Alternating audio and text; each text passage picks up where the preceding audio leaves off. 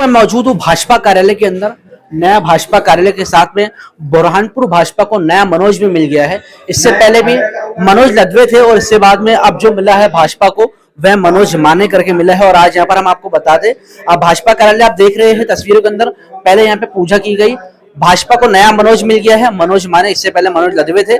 और पूजा अर्चना के साथ में आपने देखा यहाँ पे किस तरीके से जो है भारे बड़े नेताओं का यहाँ पे दौर आना शुरू हुआ, पूजा अर्चना हुई, खास बात देखी गई, पोस्टर यहाँ पे लगा था। आपको बता दें पोस्टर के अंदर कुछ नेताओं के फोटो भी गायब थे, उसको आगे हम रिपोर्ट में कवर करेंगे। लेकिन बुरहानपुर की अगर हम बात कर ले तो यहाँ पर बुरहानपुर भाजपा में विधानसभा चुनाव के बाद में बड़ा फेरबदल देखने को मिला है। आरोप तो ये भी भाजपा सूत्रों के अगर माने तो इन जिलाध्यक्षों को हटाने की वजह भी जो है पिछला विधानसभा चुनाव में बगावत हुई थी। और हम बात करने के लिए हमारे साथ में मौजूद है भाजपा के पूर्व जिलाध्यक्ष मनोज लदवे जी। लदवे जी, नया मनोज भाजपा को मिल गया है, मनोज है, क्या कहेंगे? हमारे मेरे साथ महामंत्री रहे डॉक्टर मनोज माने जी, बहुत ही ऊर्जावान कार्यकर्ता है।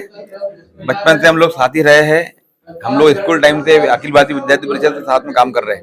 मैंने उनको देखा है, बहुत निकट से देखा है।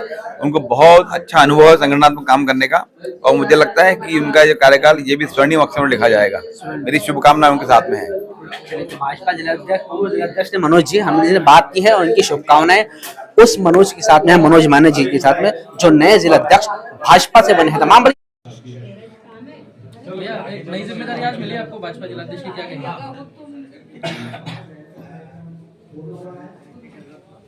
भारतीय जनता पार्टी का जो कैडर है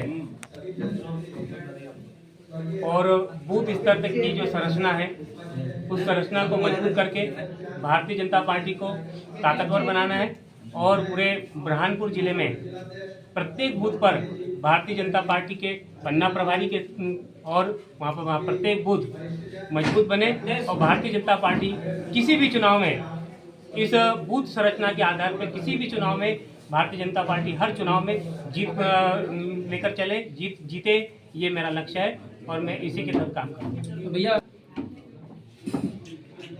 मेरा बचपन से ही ईश्वर में बहुत आस्था है और इस आस्था के तहत ही आज सुंदरकांड का कार्यक्रम मैंने रखा है। भारतीय जनता पार्टी इस देश की संस्कृति, धर्म और इस देश के अध्यात्म को अंगीकार करती है और उसी आधार पर देश को चलाना चाहती है। इस संस्कृति के आधार पर राजनीति धर्म से अछूती नहीं रह सकती। धर्म के अंकुश से ही राजनीति सही दिशा में चल सकती है। इसलिए हम लोग इस देश में धर्म और संस्कृति के अध्यात्म के आधार पर राजनीति को चलाना चाहते हैं।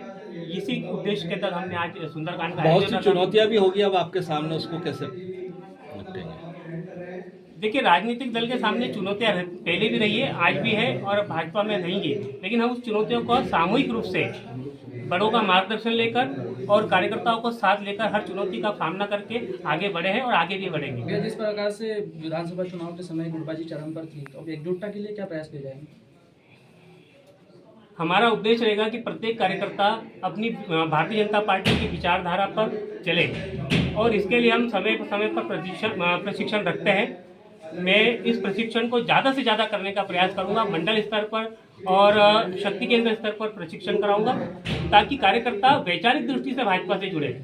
और जब कार्यकर्ता वैचारिक दृष्टि से पार्टी से जुड़ता है तो उसमें भ्रम की स्थिति पैदा नहीं होती और वो इस तरह से पार्टी की विचारधारा से बगावत करने का प्रयास नहीं करता। बड़ी खबरों के लिए बने रहे बीएनसी के साथ। अपने कैमरा मैदानी शतकान, बीएनसी मीडिया, बुरहानपुर।